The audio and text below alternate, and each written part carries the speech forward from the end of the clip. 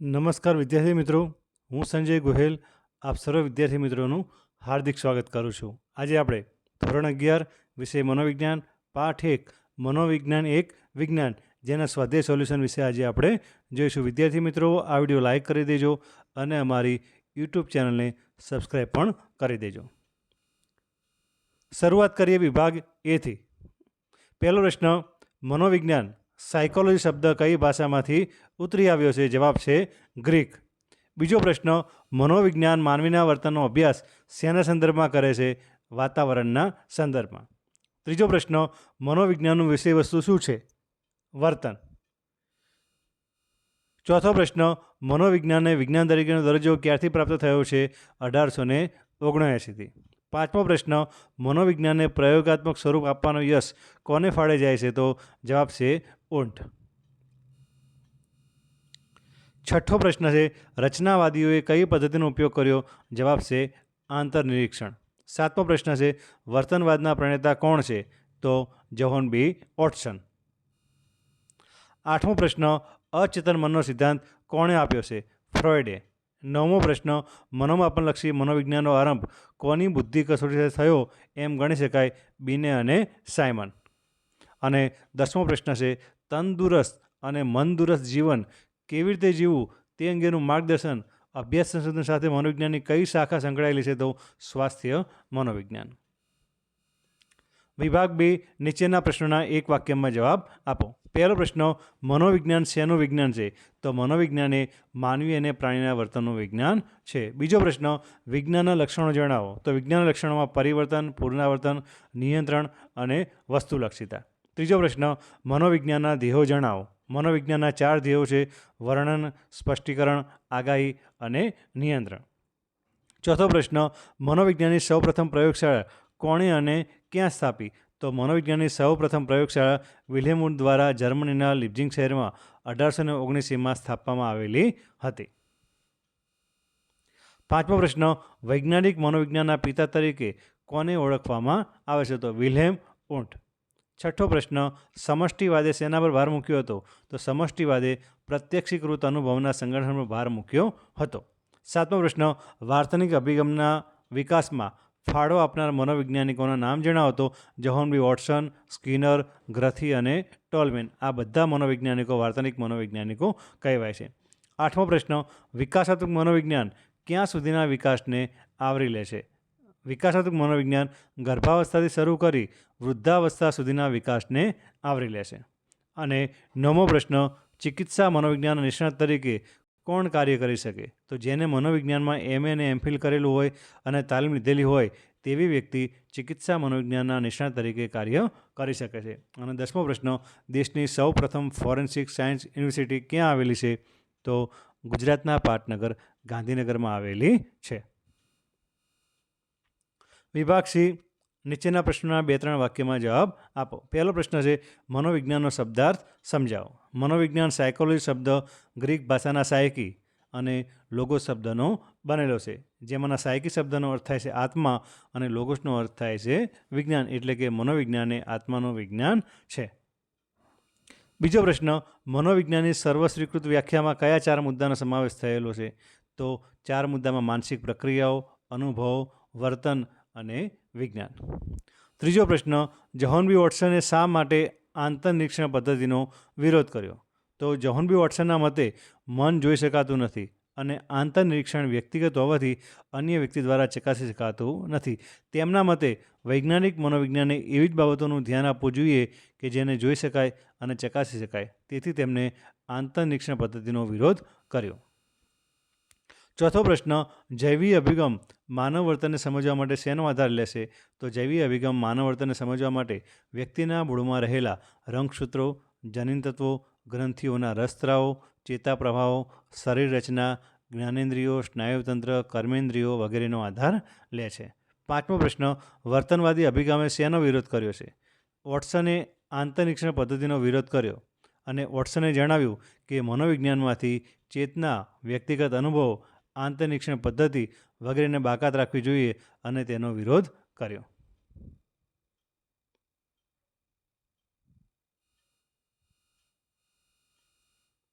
છઠ્ઠો પ્રશ્ન, મનોગત્યાત્મક અભિગમ કયા સિદ્ધાંતોને આધારે વર્તનને સમજવાનો પ્રયત્ન કરે છે?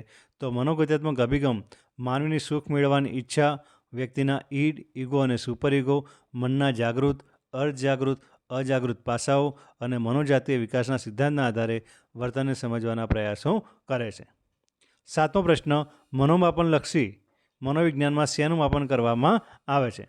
તો મનોમાપનલક્ષી મનોવિજ્ઞાનમાં માનવીના વર્તનના જુદા જુદા પાસાઓ જેવા કે બુદ્ધિ, અભિયોગ્યતા, અભિરુચિ, વ્યક્તિત્વ, સિદ્ધિ, પૂર્વગ્રહો, મનોવરણો વગેરેનું માપન કરવામાં આવે છે. આઠમો પ્રશ્ન, બોધાત્મક મનોવિજ્ઞાન માનવીની કઈ બાબતોનો અભ્યાસ કરે છે?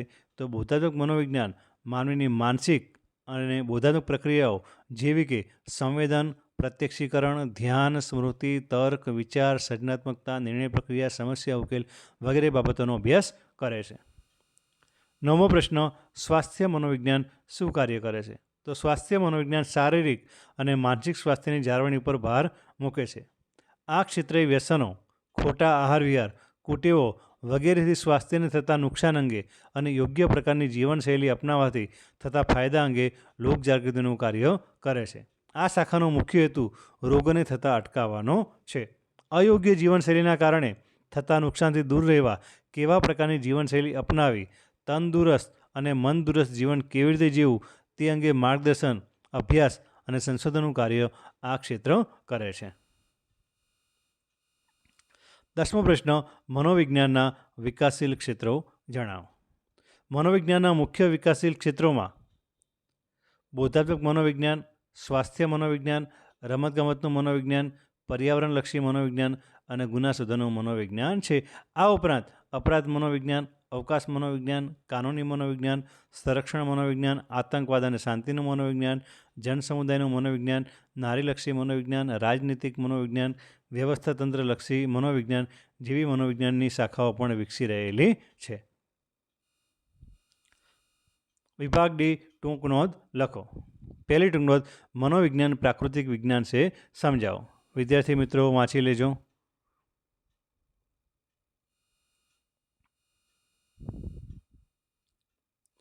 બીજો પ્રશ્ન, મનોવિજ્ઞાનના ધ્યેયો જણાવો.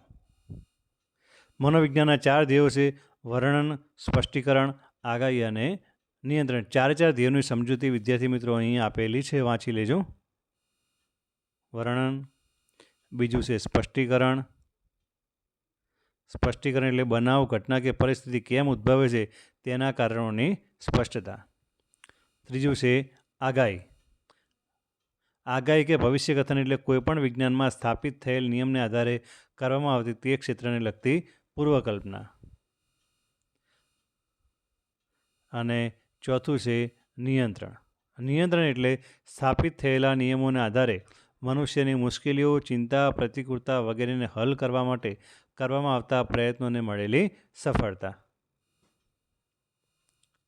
ત્રીજી ટૂંક નોંધ, વાર્તનિક અભિગમ. વિદ્યાર્થી મિત્રો વાંચી લેજો.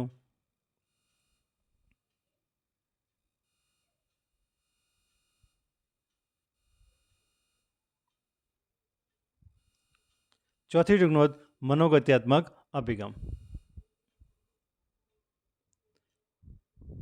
વિદ્યાર્થી મિત્રો વાંચી લેજો.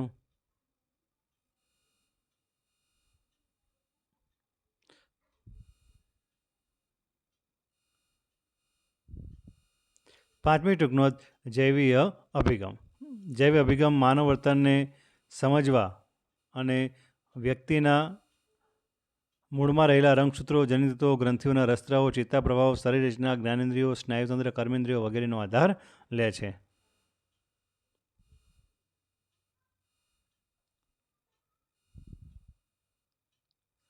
હવે વિભાગ ઈ, નીચેના પ્રશ્નોની સવિસ્તાર સમજૂતી આપો.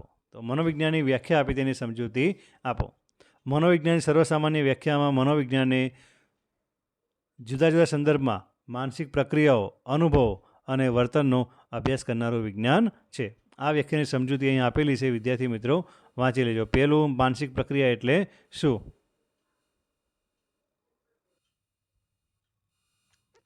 બીજું છે અનુભવ એટલે શું? ત્રીજું છે વર્તન એટલે શું?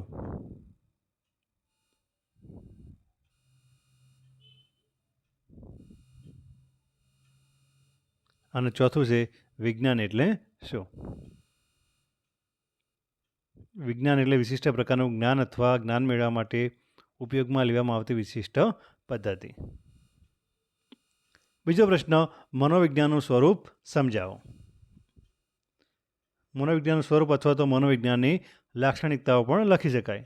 મનોવિજ્ઞાન લાક્ષણિકતાઓ અથવા સ્વરૂપમાં મનોવિજ્ઞાન એ વિજ્ઞાન છે, મનોવિજ્ઞાન પ્રાકૃતિક વિજ્ઞાન છે, મનોવિજ્ઞાન સામાજિક વિજ્ઞાન છે અને મનોવિજ્ઞાન એ વાર્તાનિક વિજ્ઞાન છે. અહીં 4 મુદ્દાની સમજૂતી આપેલી છે. વિદ્યાર્થી મિત્રો વાંચી લેજો.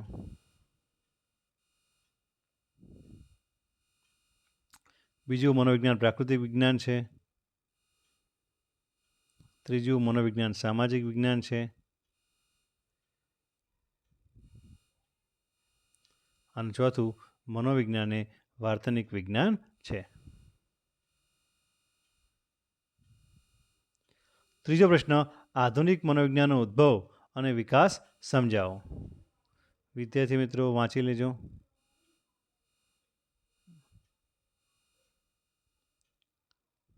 શરૂઆતમાં રચનાવાદ આવ્યો,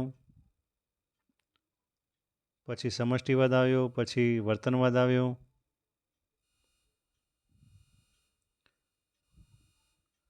પછી મનોવિશ્લેષણવાદ આવ્યો, પછી માનવવાદી અભિગમ આવ્યો અને છેલ્લે બૌદ્ધાત્મક અભિગમ આવ્યો. અને આ રીતે મનોવિજ્ઞાનનો વિકાસ થયેલો છે.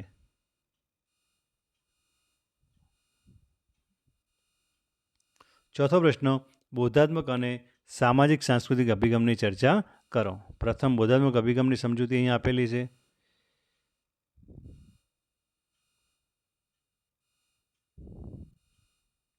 બીજું છે સામાજિક સાંસ્કૃતિક અભિગમ. અને પાંચમો પ્રશ્ન, મનોવિજ્ઞાનના વિકસિત અભ્યાસ ક્ષેત્રો જણાવી કોઈ પણ બેની સમજૂતી આપો. મનોવિજ્ઞાનના કુલ 6 વિકસિત અભ્યાસ ક્ષેત્ર છે, જેમાં પહેલું છે પ્રાયોગિક અને મનોમાપનલક્ષી મનોવિજ્ઞાન. બીજું છે ચિકિત્સા, અસાધારણ અને સલાહ મનોવિજ્ઞાન. ત્રીજું છે શાળાકીય અને શૈક્ષણિક મનોવિજ્ઞાન. ચોથું સંગઠનલક્ષી મનોવિજ્ઞાન, માનવ સંસાધન વિકાસ અને વ્યવસ્થાપન. પાંચમું સમાજલક્ષી અને વ્યક્તિત્વનું મનોવિજ્ઞાન. અને છઠ્ઠું છે જીવન ફલક અને વિકાસાત્મક મનોવિજ્ઞાન. અહીં આપણે 6 સમજૂતી આપેલી છે. તમારે જે પણ 2 લખવા હોય એ તમે 2 લખી શકો છો.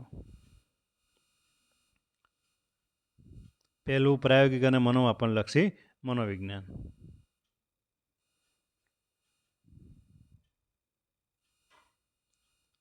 બીજું છે ચિકિત્સા, અસાધારણ અને સલાહ મનોવિજ્ઞાન.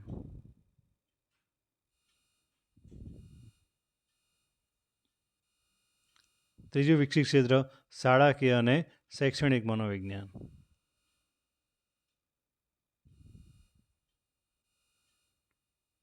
ચોથું છે સંગઠનલક્ષી મનોવિજ્ઞાન, માનવ સંસાધન વિકાસ અને વ્યવસ્થાપન. પાંચમું છે સમાજલક્ષી અને વ્યક્તિત્વનું મનોવિજ્ઞાન.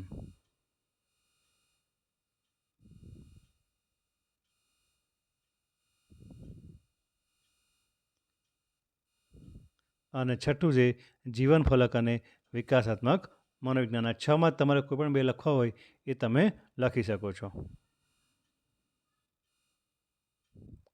થેન્ક યુ વિદ્યાર્થી મિત્રો. આ વિડીયો લાઈક કરજો અને અમારી યુટ્યુબ ચેનલને સબસ્ક્રાઈબ પણ કરી દેજો.